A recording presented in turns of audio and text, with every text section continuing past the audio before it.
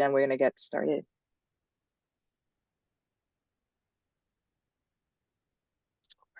Looking up. Second, Jay. All right, guys, we're gonna get rocking and rolling on the actual audio here, and so our goal with this is we're gonna restream it live on LinkedIn, as well as YouTube. Hey, AOF, this is Miko Yuck. All right, I know, guys, I know. I've heard you. We are back, and you guys know how we roll. Hard-hitting topics with the industry's top leaders. Boy, do I have a treat for you guys today. With me today is the amazing Jay Allardyce, and he is the GM of data and analytics at Insight Software.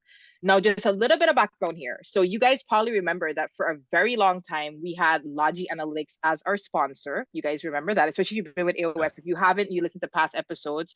Well, Insight Software acquired them, and now they're back, and they're huge. So Logi Analytics was a lot smaller, fantastic embedded solution, and now they're back. And they've actually released an amazing embedded solution, which you guys will hear more about. But I brought Jay on because I don't know, the only way you haven't heard about generative AI is if you're living under a rock, okay? And you guys know how we feel about hype, AOF. We don't do hype. What we do here is strong opinions and we do facts. So I'm excited to introduce Jay. Jay, how are you? I'm awesome, Miko. Thank you for having. It's so good to connect and be here together. No, I'm excited. So guys, Jay is like, he's been in this industry for 23 years. I want to say he's seen it all, but the good news, he's still open. So this episode, even when we were prepping it, was lit. Okay. This episode is on fire. And if data leaders, data teams, he is going to share some knowledge bombs. I think you guys are going to really enjoy this. Okay. So Jay, before we get started in all of that, tell AOF something about yourself that other people do not know. Oh, you know, probably the thing is, born and raised in the Bay Area and have lived here my entire life. So I'm, I guess, a native of Silicon Valley. Wow. That's probably one thing. Maybe the other is avid mountain biker, cyclist, gravel biker, and just absolutely an enthusiast for the outdoors. So I don't know. Probably some people do know that, but those are the ones that come to mind. You know, it's interesting. To be honest, I don't know how many people I've met in the valley that are born and raised there. I mean, it's becoming Yeah, a rare breed. I am a rare breed, and I have to explain. They're like, really? You're there when this all Right. started? Well, When before it's it all started. started. Right, Yeah, yeah, right. right, Yeah. It's a rare breed. There's a lot of implants, obviously, especially because of tech. But right. okay, that's awesome. And cyclists, let me just ask, because I love my Peloton, but you go outside. You're doing the real thing. I do, yeah, I do it all. I do Peloton, I do Zwift during the winter months, but yeah, I do road bike, mountain bike, recently gravel bike. So Strava, participate. Yeah. what app are you using to track that? Are you on I Strava? use Strava. I've been a Strava user since 2013, I think. So one of the early ones. Love it. Wow. Love what it does. Love the mission of it. Actually built a competitive product to it.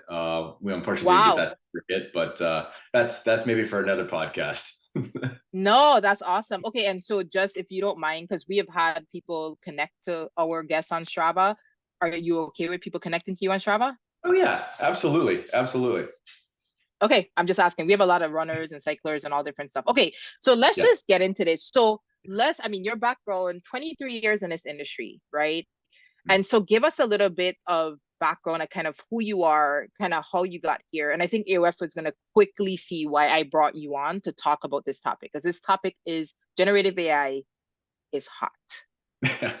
Just a little bit, just a little bit.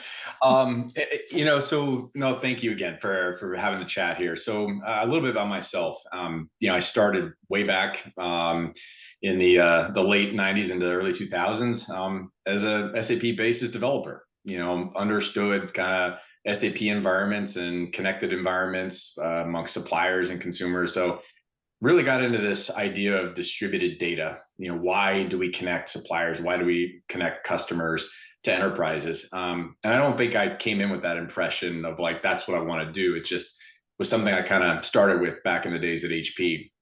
But I would say just maybe some arc of points for me is quickly realized that I'm not cut out to be a developer, but I've always been wallowing in data for the last 23 years. Spent some time, a number of years at HP, in consulting roles, M&A, so taking acquisitions and integrating them, and then doing a couple startups. And I think one in particular that really on the inside of HP that stoked this fire about data-driven experiences was building an application around energy and sustainability management. So this is about 2011, I mean, the carbon credit Wow. taxation days, and partnered with Tom Sievel's C3, the first instantiation of it. And everyone at HP thought we were nuts. Like, Amazing. why would you do this? And I said, it's very simple. Data exists everywhere. If you look at the world as, kind of a lens of metadata, how do I That's right. bring this together to help an enterprise change its way of how they consume, use, and waste natural resources? And if you can't bring that information to somebody, they can't take action. So I was kind Right. of taking a riff off the mint.com, application to think about it for energy, but I'll come back to that. So that was kind of early days, and then it really hit me. I went to Vertica. HP had acquired Vertica. I One of remember the that. best, great stuff. The goal was to keep the company separate. It was different than the rest of the company, but man, they had some of the best technology that came out of MIT under Michael Stonebreaker, Dr. Michael Stonebreaker, and working with Colin Mahoney, who was my boss at the time, great individual, and the team there, and it was phenomenal, right? Because that was the big data wave, looking at structured, semi-structured, and unstructured data, and then all of a sudden, like, how do I make value of this data exhaust? So that was a big step.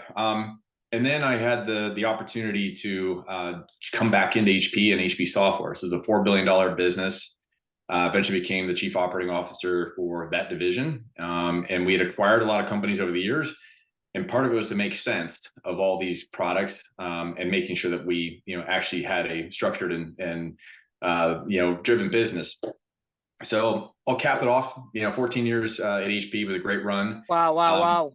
and then I went to GE. I had everybody in my mentor network say, this is the dumbest idea. Maybe some used other type of words too, to say, why are you going there? Like, it's a dying brand. It doesn't innovate, doesn't make sense. And so I'll tell you Six this. Sigma. Six Sigma. Yeah, right. So I was like, well, I just made the wrong career decision, but I'll tell you, it was absolutely the best career transition. Being in a That's big company, awesome. I was definitely worried of taking a leap, and glad I did. Correct. Went to a bigger company, but a company that innovated, great culture, willingness to take risk. But I'll tell you, it was this. We did this startup at HP, enterprise and sustainability management. It's all during Clean Tech 1.0. I was so enamored with solving data problems for an industry, and I realized that the startup was not going to change this market. The incumbent had to signal change. And I said, okay, well, where can I go learn this? Who can I be a part of? And it so happened that GE was just starting this, GE digital kind of mantra, minds and machines and predicts and what have you.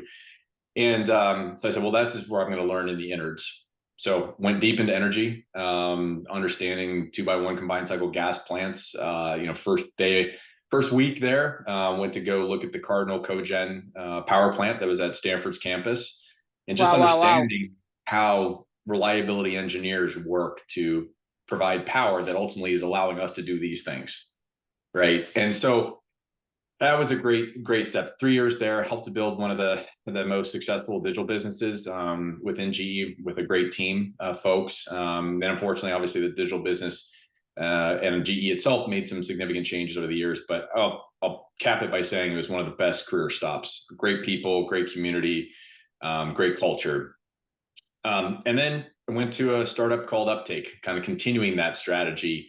And I realized it was a step for me to know that this industrial IoT strategy was going to win, and it was going to be probably IoT. IoT, Previous, right? the previous hype word.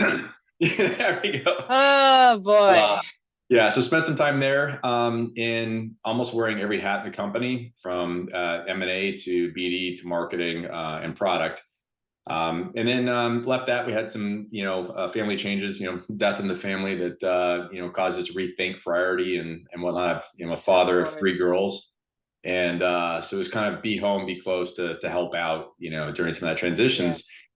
But all in that, it gave me a bit to work some startups with at SRI, so Stanford Research, and eventually become an advisor to one of them, Latent AI, that's doing I AI saw at the that. edge, which is really cool.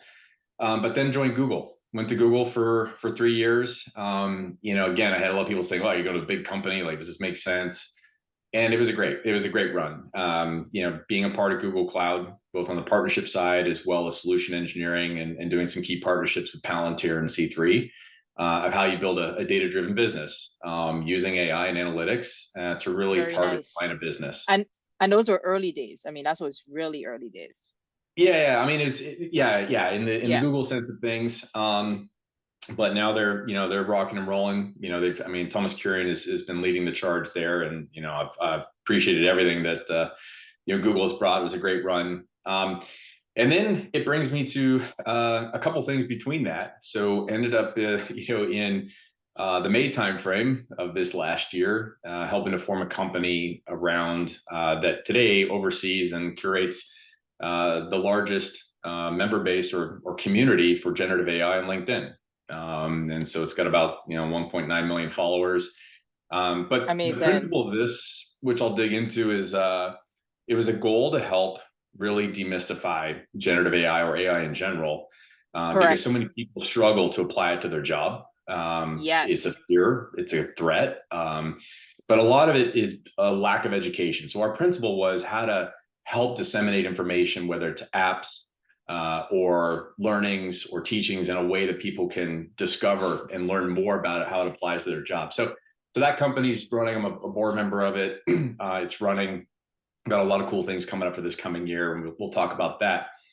But the last part of it is I ended up joining Insight Software, and you might look Yeah. at it and say, well, what's Insight? And honestly, I didn't know. I had some connections and conversations with the CEO, and I must admit I was a little bit like, huh, finance, is this where I want to step into? Because I had some really good opportunities elsewhere as well. But I'm super excited because it's a theme that I've taken that is really about who might win big in this AI Right. arena. And I firmly believe that PE or private equity backed companies have a great opportunity to win Correct. that actually might be greater than startups. So I'll talk about that. But so yeah, so I've been here about 4 months, helping to lead a business around data analytics, I should say, and AI, that is helping us to really reimagine the office of the CFO.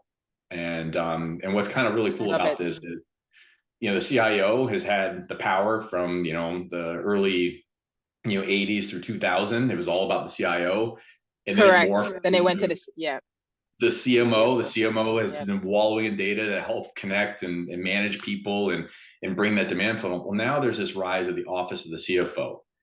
And it's not Right. just the CFO in tools and capabilities within the CFO office. It's all about the data from the rest of the enterprise that helps the office of the CFO run the business more efficiently. Make And better it's amazing. decisions. It's amazing to really see this kind of system of engagement and system of innovation. So that's where I'm at now, and loving it. Great team. It's been a series of acquisitions. I think we're up to about 28 over the last Yeah. 4 years. So I was gonna bring that up. I was Yeah. gonna say thank you for that background. I was gonna say that Insight Software actually acquired three companies where I knew the founders. And as you know, yeah, like literally, they're becoming kind of like this mini. I don't want to compare it to IBM because IBM's a monster, but they're becoming kind of this like mini conglomerate of some of the most. Like I found out they acquired Dundas. Yep. I didn't know that. Dundas was my go-to. Like Dundas was like when I started out, Dundas was Yeah. like the thing. Like if you were a visualization person, you went to Dundas like, oh, it was like so yeah, so no, I think you guys are doing some really smart stuff and I know we'll get a bit deeper into there, but Yeah. I want to make sure that AOF is composed of data leaders and data teams of some Yeah. of the largest companies in the world as well as startups. We have a Yeah. huge following in the valley as well, right? And so I think this topic of generative AI, Jay, has so much hype around it. And I think the one thing I like that you said is how do people actually apply this to their job? So let's just start off with like baseline. What is generative AI And let's just layman terms, like, what is it? Yeah. Well, it's funny, you think about a definition. I'm going to read one that I just see here, and then let's talk about it for a second, right? So, referring to Google, being able to say generative AI or generative artificial intelligence refers to the use of AI to create new content like text, images, music, audio, and video. True. Generative AI is powered by foundational models, large AI models that can multitask and perform out-of-the-box tasks, including summarization, Q&A, classification, more. Plus, with minimal training required, foundation models can be adapted for targeted use cases with very little example data. Okay, so great Quite the definition, mouthful. and I'm Yeah. sure we would find that across many companies. But like, Right. what is it in simplistic terms for people, right? What does it mean to Real life. everyday? Yeah. Real life. You know, to me, in many ways, I mean, it's Cliff Notes, the ability to ask a very basic or complex prompt to understand information in a whole different way, such that like you can scour before you're getting blue links, red links, off the internet, and then you're having to dive into a particular document. Getting a summarization of that around a particular topic and being able to dive deeper into that question to refine it and interact with it, it's unheard of. So one thing, like someone asked me, like, do you do a lot of searching still? And I said, if I'm very clear on what I want to search for, yes. But honestly, I use large language models every day, asking questions just about a particular topic. And, it's amazing because you kind of take this step. I'm probably a little bit older than you, but like, many of us grew up right in the Dewey Decimal System where, you go to the Oh, card catalog, you look it up, and then you go get a book, and then you retrieve and you come back. And so I joked with some data scientists at Uptake. I said, okay, how many of you, if you go and do that retrieval, if the book wasn't there, actually picked another book? And all their hands went up. I'm like, oh, wait a minute. How's this? I said, okay, let me refine that question, that prompt. If it was for a book report, would you pick a book left or right because yours isn't there? And then all the hands went down. And I said, so now you have that. And all of a sudden, because a search comes out, almost, 20 years ago in some regards, you didn't know what to ask. You're asking basic correct. questions like, what's the Correct. sky blue? The grass is green, what have you. And you get all these links, right? You would not get any sort of summarization. Now your ability to ask these type of creative questions, and again, whether it's being able to take your thoughts into image or into videos, and being able to Yes. interact in a way where that creativity can be applied, it's unbelievable, absolutely unbelievable. So again, there's a standard set of definitions, but the ability to interact with large data sets, and the data set may be text, it may be video, maybe audio, and the ability to ask questions of that information, refine questions or prompts of that information, and get very detailed outputs that in many ways can be a creative starter. Like last night I was writing like a product spec, and I said, okay, let me just try to think of it this way, and boom, I had Yeah. 9 new ideas. So So I mentioned to you on our prep that I'm a little bit of right. a junkie. I use ChatGPT, Bard, and Gemini every day. Yeah. I I realize there's a problem with that, but I don't care. And I have a ton of AI tools, You're right? testing So it out. You're A/B yeah, testing. I just like any AI tool that says it'll save me 10 minutes, I think I'm like, should I give them my data? And then I'm like, how many minutes are you gonna save me my day? I'm like, I'll just try it. So Yeah. I like I'm definitely one of those that is like on the AI website, just tracking the tools that come out to see where it could save me time. But I agree with you that like just going in and saying, hey, I'm trying to write this spec, I'm trying to write this post, I'm trying to write it gets it going. The speed Yeah. of thought, it just gets it going. And I think anybody who's not taking advantage of that is Yeah. missing out. Okay, so let's hone in here. One of the reasons I brought you on here is Yeah. because you yourself are the general manager of data and analytics for Insight Software. You're a leader. And Mhm. so I wanted to talk a bit more as a data leader, help me understand why generative AI is important to you. Oh, to me, yeah. So, in the in the view of it, I look at it in a couple ways.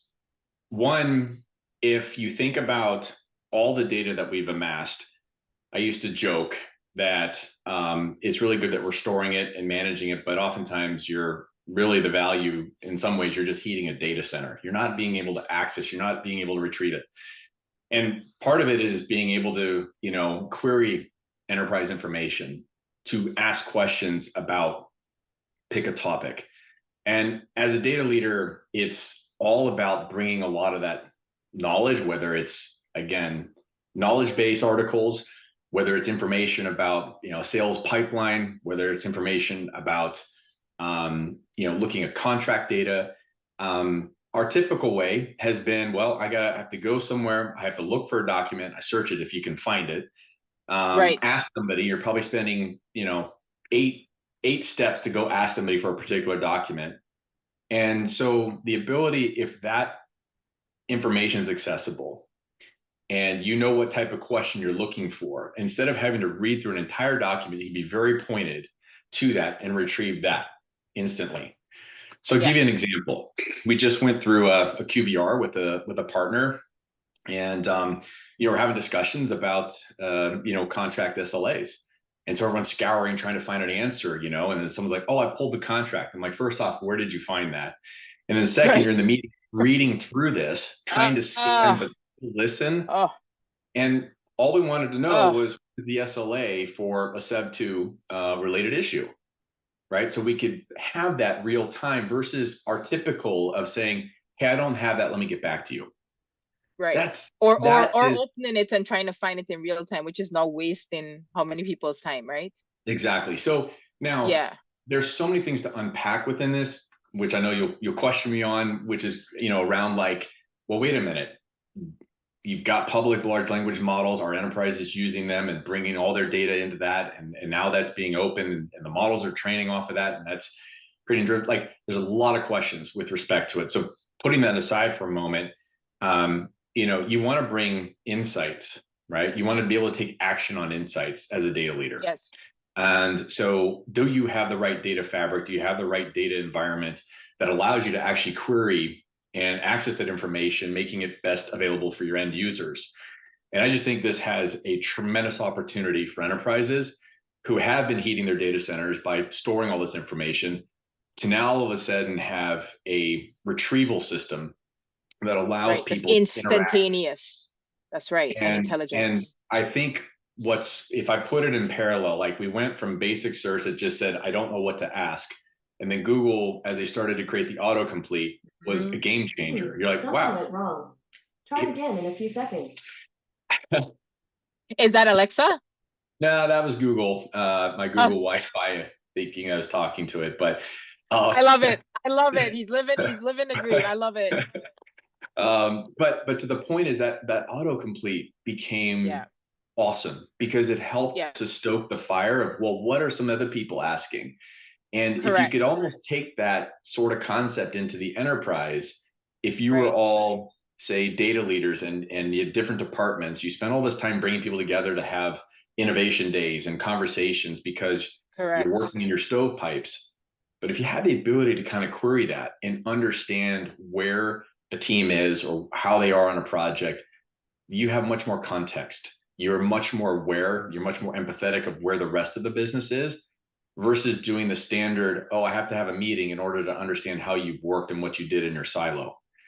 Right. So No, we're okay. not even at the So start. Yeah. so I agree with that, but what I want to do is I agree with the search because that has benefited even me personally. Again, back to these tools that I use, right? Like, what do I go in there and like sometimes I wake up and I'm like, I'm sad. What should I do? I'm hungry. And what I do, I've given this example Seriously? before. Yeah, so I go in and I'm like, I'm hungry, and I say, here's what I have in my fridge, and I have 10 minutes. What can I make? And it gives me recipes, right? So I have to admit, like, I obviously it's lazy brain, but like I'm just like I don't have time to look in my fridge and try to figure out what can happen in 10 minutes. So I just ask ChatGPT. But do you think I wouldn't say that that's lazy. I think that's stoking the creativity. Because what Yeah, you did is agreed. you said, hey, I have this. What can I do with it? What can I Correct. do? Or as folks talk about, plan me the ideal trip in Italy for 7 days and I want Yeah, to hit right. these cities. And Correct. it's helping with this creativity that so much that we are, not able to kind of express. So I think it's got such immense power, not just in enterprises, but in our everyday. to actually stoke that creativity that I think many of us have lost over the Yeah. years of being institutionalized in the way that we work with information. Well, So what I want to do before I get to kind of the ugly side of generative AI is, could you maybe give our data teams and leaders a list of just high level ideas? We don't have to go into them, but I like to kind of brainstorm because at this, people are looking at what's happening in 2024, right? And so we're recording this kind of right before Christmas. Let's say the episode probably might get released in January because obviously people are leaving. People are making plans, right? And they have to have AI. We know it's an itemized item right now. Otherwise, people are thinking you are a dinosaur, right? I don't think there's yeah, a data leader that can present a strategy for next year and doesn't have either, they had data science, they went to safety, but they have to have AI. What are some of the other kind of just high level, even if you list them, applications of AI that data leaders could, or maybe are not thinking about besides the obvious? yeah. So let's take it in a view. So let's share a little bit how we're looking at it within Insight Software. One thread is largely around internal productivity. So how can every function in the organization leverage the capability to do their jobs even more creatively or better? And so it's being able to look at very fact-based use cases that say there's a potential productivity gain because today, we have a lot of this information scattered. How do we actually bring it together in a retrieval-based environment so that all of a sudden you're doing contract management much more efficiently? Or in marketing, you're helping to stoke the ideas and creativity around product briefs or messaging, right? So there's a productivity element. The other angle is where are we using it with respect to our products? Right, And this is really the heart of in being able to say, well, we have, a data moat, we have customers, we have stickiness already.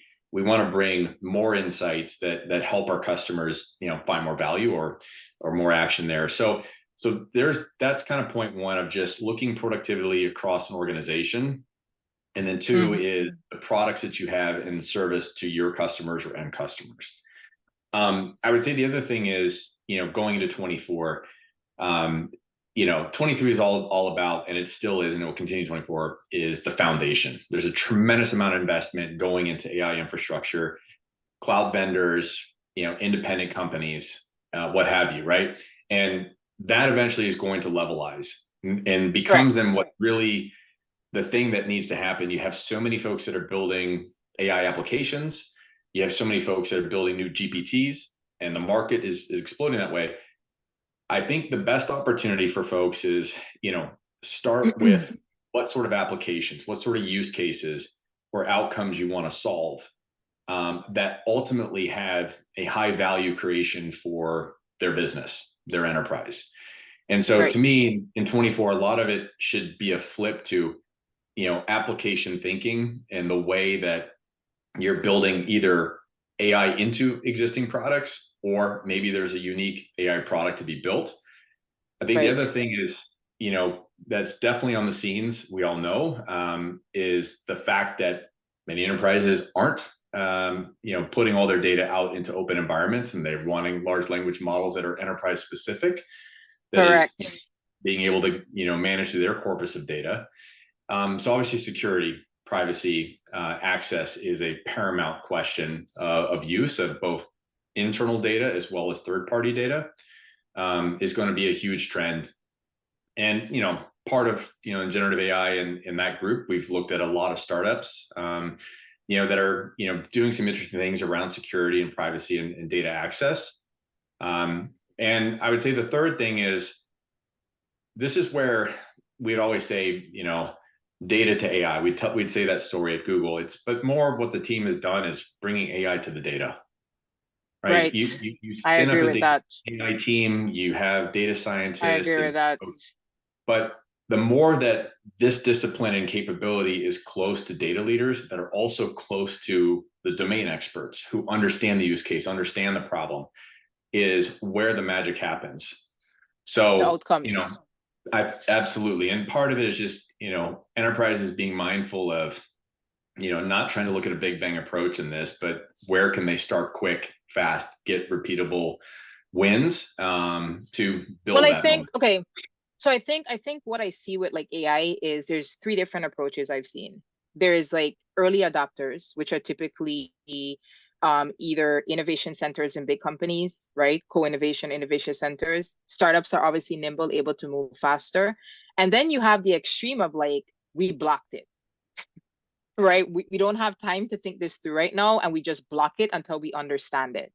And I think like when I look at AI, I was going to compare it to the data science gold rush, but I think it's bigger than that. I feel like this is back to the internet, the release of the internet. And so I think my question to you is, which one of these approaches are correct, right? Is it correct to say I'm going to block this till I understand it? There's so much noise in the industry right now. Where do I go? Is it correct to say, hey, we're going to innovate in this corner over here so we know we're doing something with it, and when we understand it, we'll bring it in, but we have something running? Or is it like all hands on deck, get with it? Some of the applications that you know work, like search and stuff, embrace it. Like what's the balance in that, Jay? Yeah. So, I mean, obviously every enterprise and therefore every individual has a risk tolerance and also, a commitment or a fiduciary duty to, customers, shareholders, and the environment that they operate in. So I hate to say it depends, but we'll use that word for a moment, right? No, it's But fine. the That's fair. the way though that I view it is you've got to embrace, and the embracement is at a leadership level, and doing those so obviously in a way of protection to understand again the fact of an open model. Are you bringing your company data to that, and understanding the risks associated with making that happen? And part of it, I think, when people block it, right, it's at the point when that first started happening, it was a fear of the unknown for sure. But a lot of the great capabilities are being built around it right now to make it much more acceptable. So let's put a parallel to it. How did we react when cloud first came out? I Right. mean, when first Oh clouds first no, got, my I'm data's not gonna moving my get data. hacked. I'm I have it I'm in on this premise. server. It says Right. on I'm this on server, it's premise on for premise. life. I'm Yeah. putting it in someone else's hands and they're Uh, commingling it with somebody else's. And then you start to explain about multi-tenancy and customer data, Jay, who owns it, the terms of services, the security of that, can I just right? say something to you? Yeah. And I want you to react to this because we brought up age. When I was in my 20s and I saw companies who were afraid of the cloud, I just knew that was not going to be my, like I just signed it off. I'm a millennial, right? And I think like just talking about jobs, am I right to say with leaders, sorry to take a diversion, that Yeah, like let's go. with this new generation coming in, I mean, if you're not embracing I don't think these kids want to be anywhere next to it, right? It means Yeah. like, I just feel, do you agree with that? Because I feel like as a millennial, again, looking at, I don't want to do the cloud. I remember looking at going, are you serious? Like, by I then I believe had too. adopted Dropbox and anything Right, with a box in it. I had my whole life on there, right, right? right, right, And I'm going, right. what's your problem? If you want to fight, I just share a link, right? So, I mean, Right. how does that affect talent, Yeah, I right? think it's significant. So, I mean, obviously when I think of, my kids, they've grown up in this world of devices, right? Yeah. And their world is in that experience. Instead of fighting that, it's about putting guardrails around it or setting best practices of, making sure you're not overindulging or doing things you shouldn't be doing, or how to effectively use that. The same applies here, that it absolutely has a big impact for talent, because I just told my team earlier this week. I said we have to take an approach starting today. If the Mhm. only tool you had was GPT, how would you build product? How would you write a product spec? How would you actually position it? So to me, it's retraining the brain to use something as if it was the only tool you had to run your business. So you almost have to unlearn what you know and start from a new base. Now, why do I say that? Is it's just going to be part of the fabric of what we Right. do. Every company will be an AI company in the sense they're going to be using it. You can't run But from it. and so once it becomes normal within the environment, we'll stop talking about it as being a differentiator. It's just going to be an accepted norm of Right. information retrieval, prediction, greater insights. And as a result of that, it's forcing us all to get better around security, data privacy, access, being mindful of the rights and creatorship of information and the derivatives of that, and also regulatory. So I think that the fact is, there's been this aspect of the moratorium, and I'm not an expert to speak to that, but it's just an interesting fact of how fast it's moved, and people needing to get their arms around what is acceptable use, how does it support my business, which is a fair statement. But it's really around this constant innovation that's going to be building the right tools, securities, and playbooks around the safe use of AI in an enterprise or for personal use. So I think, in long story short, it's absolutely going to have an impact on talent. Folks that are using it now as a first tool is a way for them to create and think about new ways of marketing or new ways of building product. So and it is every organization. So let me peel the onion a little bit more here, and I need to get toward wrapping up soon. But going back to kind of the team. So one of the things that has always been a struggle is culture, right? Data culture. And I think AI, though it has these benefits, is no different. So let's take two sides to this stone. If I'm a data leader, I'm probably facing two things. I'm facing one, potentially team members who are looking at this and going, uh-oh, well, if it thinks about everything, especially if I'm an analyst, what about me? What is my job? If I'm a data engineer and it can do all this stuff in 3 seconds, what do I do? If it can do all the monitor, I mean, you get where I'm going. So the first thing is like the dinosaur mentality, because how many times do I log into LinkedIn and hear we're becoming obsolete?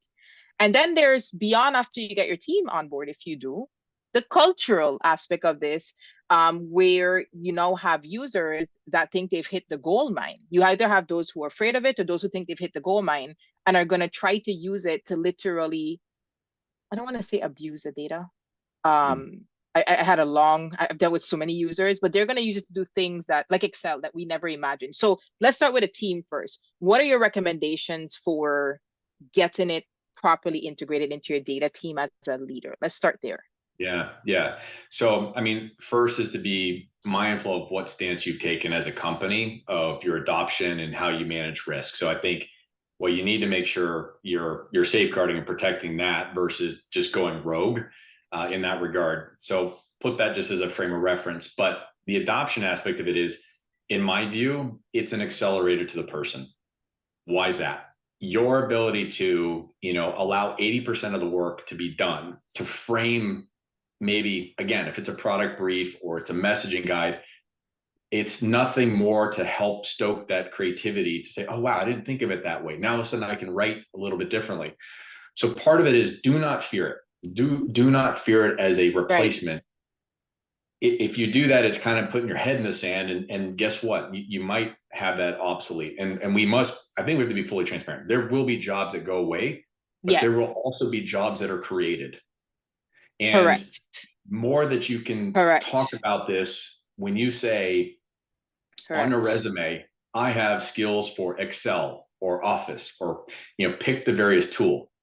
It's going to become that requirement where you have the skills in using generative AI in your job or others. So one is embrace it, and two is amongst the team is challenge that zero start. Like if you had to build a product today and you went through requirements gathering and definition and building your one pager, how would you use GPT, to do that for you today?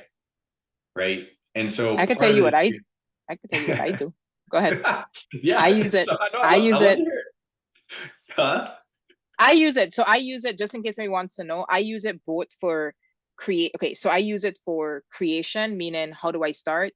I then use it for gap analysis, which is like, here's what I came up with. Like, is this clear? And then I use it for structure and just sound check. So I'm like, okay, this is kind of what I put together. Now, does this structurally come up correct? Like, give me a table of contents. And so that really helps me. And I actually, before I ask it to rewrite, I always say, tell me what I could improve so I can it explains to me, hey, this was great, but you've missed this, missed that. I think sometimes people miss the opportunity to just say, do it for me. And they miss the learning of like, why? Like, does that make You sense? you nailed it. You nailed it. Because, we're trained Yeah, and we go through our experiences with our teams, but sometimes you want to step back and say, what would be the framework? Like, and then you go, oh wow, I missed two main points of that. So that's right. use it as a learning tool, and don't be afraid. The fact that you can, it's not something like some people revere it in the enterprise. Oh well, you're cheating because you've made it easier to build a brief. No, it's been an accelerator, No, that's something right. to move forward. So that's absolutely one where, having the team to think around the usage of it as if it was the first tool they had access to, and That's right. challenge each other, challenge I that love thinking. that. I love that you said as if it, I love that. Let's golden nugget here. As if it was the first tool you had access to. That's a great approach, actually. It's just a way to unlearn what you know and start from a new framework and build upon that. And we joke about it, especially from a dev perspective. Every organization is going through application rewriting, migrations, and modernizations. But if we look at code interpreter or every derivative in terms of how to help with some of the build, why Yeah. wouldn't you? Why wouldn't you? Why That's wouldn't right. you? You want to spend more on the innovation and the insight versus spending a tremendous amount of time on the modernization. So re-ask me question number two, because we got deep on. Yeah, so that no, that's great because this is the reality on the ground. So that's just the data team, right? Yeah, What about the broader spectrum of like, okay, so let me just hit hard here because of our time. I have a yeah, theory. I have people that ask me, I just came from being on stage at Meta. I just did a course at LinkedIn, another yeah. course at LinkedIn. And I get asked a question by like data analysts of like, what is my job gonna look like as a good example? And Mm. I tell them, I said, you need to start understanding that the question is going to go from, hey, Miko, I'm trying to see this. Can you help me? To, hey, this is my prompt. Can you tell me why I'm not getting this chart automatically out? It's not looking the way I want, or, what I mean? I think we're going to all become data prompt analysts, to some extent, where we're going to kind of become Google. I'll just throw that out there. What's your thought on that? Because I think it's going to shift. And if you're not practiced and ready, you can't help people. Yeah. So, think of it in a similar where everything was in, a columnar data or in rows and then moving to columnar, and you're forced into a very rigid structure. And so therefore, Yep. oftentimes you're beholden to the way the data is structured and the application of how it is structured. So you're kind of constrained. Well, the fact here with prompting, you start with one and then being able to refine, Mm-hmm. you're actually creating a data story. You're creating a Correct. data story around an environment. You have context. And so often, we are very kind of this retrieval. Someone has a request. Oh, I build a report. And then you get that. And you go, this That's doesn't make right. sense. I really have four other things that I could feed into it. So, as a data analyst, you have to start thinking about the context of how the business runs. What are the key That's right. KPIs? What are the key outcomes? And then, Mm-hmm. therefore, what data do I need? And therefore, what type of AI capabilities can help augment that from generative to predictive? And I love so, it. I really like what you said, because it's forcing us all to be much more mindful of how. Precise. Oh my Exactly. gosh. And you're looking at all these That's right. influencers of how a business might run versus just saying, oh, I'm looking at the pipeline. Okay. That's right. Why has it trailed off? Well, what are some of the issues? Are there macro events happening? Are there price pressures out there? Is a competitive related issue? So some of the data, or the story behind the data is really what we have to get to, versus did we just serve it up for someone else to Well, digest? I like that you bring that up because selfishly, as someone who has taught 20,000 plus people to teach, like do data storytelling requirement gathering, that's where I started. There's such a focus on asking the right question. I want to tell them, guess what? These users are about to be trained, right? They're going to have to get so tight on these questions that they're literally going to be retrained on how to come and ask a question.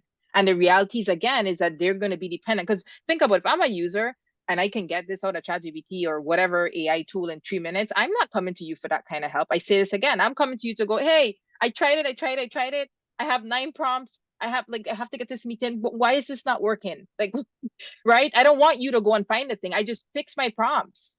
Yeah. you Yeah. agree that that's what the future is going to look like? And do you think that's 2024 or 2025?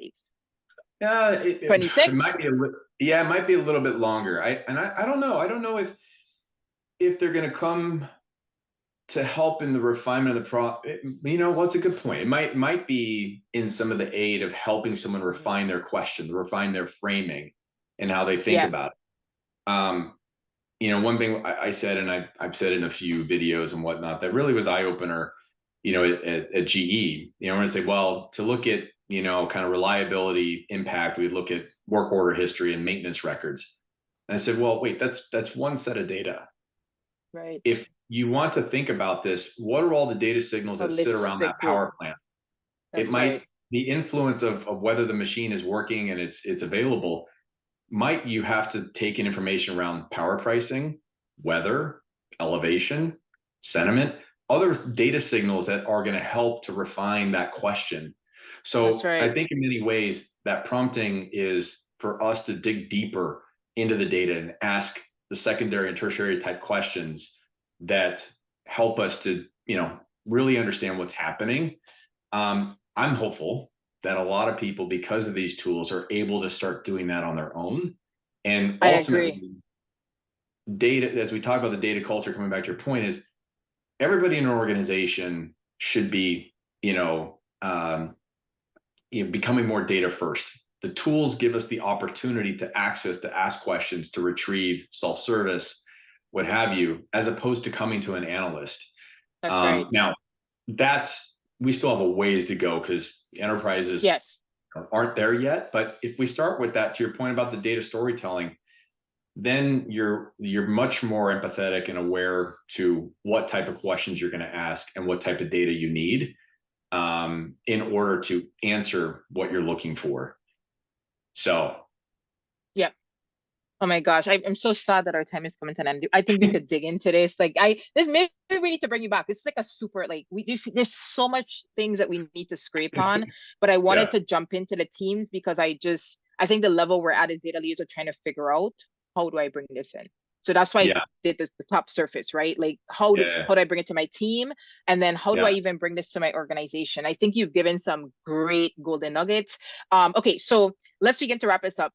So one of the things that is super awesome about Insight Software being our sponsor is that you guys have given us complimentary access, AOF, to the 2023 Ventana Research Buyer's Guide for Embedded Analytics. Do you want to Yes. talk for just a quick second about that? Because we have to get wrapped up here. Yes, so we'll absolutely share that report of where we've landed with Ventana, and so everyone can have access to it.